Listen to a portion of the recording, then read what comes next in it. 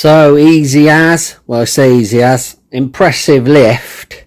So I managed to get the bike up onto it, but I've had to use a paddock stand because the distance from the height of the standard lifting, what do you want to call that, sort of the swing arm connector is higher than when the bike's sat on the floor.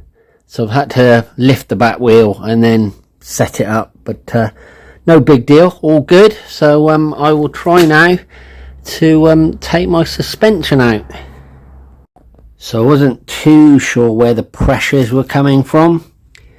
You know, was it going to drop or whatever it was going to do, but I've managed to get the shock out fairly easily. So the other one will just drop in, obviously 2 bolts. Seems pretty good. I'm a bit worried because, like I said, I didn't know quite that cantilever. I wasn't quite sure if that was going to do some weird stuff in the bikes collapse down or whatever, I don't know, but it's all good. So never easy. As I said, I didn't really understand how this levering worked. Didn't help that this shock actually goes in upside down, so the God knows how you adjust it. There's the adjusting ring there, but oh shit, I had to ring Maxton to get confirmation of how to do this, but it's in, so that's all good. I've taken the little water bottle out as well, because I actually have over here a tiny little STP one which I'll put in there, because the setup I had wasn't very good.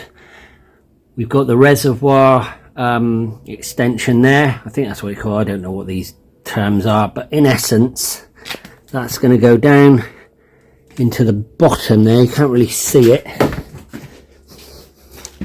but in essence the cable, the tube is going to go down the bottom. And now I've just taken this off, which was somebody's made this up obviously as an adjustable extension, and you can see there it's not great, and these were the little packers they've got.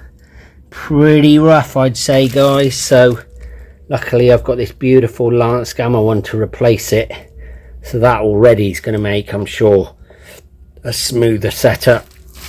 So yeah, let's get that in, and that's the back end done, hopefully. Been a pig, as all these jobs are. It you know, I'm learning, and it was tricky. So although this is all on the stand, I've actually jacked the back wheel up as well, just to get that back up to where it needs to be. I've noticed that these are significantly a different length, and I've heard on the forums, if you can tell me, if you can comment on this, because I assume that that's going to lift the back end of the bike up a little bit, which I think is what we need to do. If you know what setting that should be at, that would be really helpful. Just going to stick it in as standard, but if anyone can tell me what that should be set at, that would be very useful. Okay, the one thing I didn't mention was what came off this. So a perfectly good YSS shock. It was okay, nice, go on another bike, but it's certainly not as beefy as the other one. That's sort of yeah, that's, I don't know, 40 mil, the spring's 40 mil narrower. Have a look, can't see, but it's that Maxton's a lot beefier, so I think that's a good thing.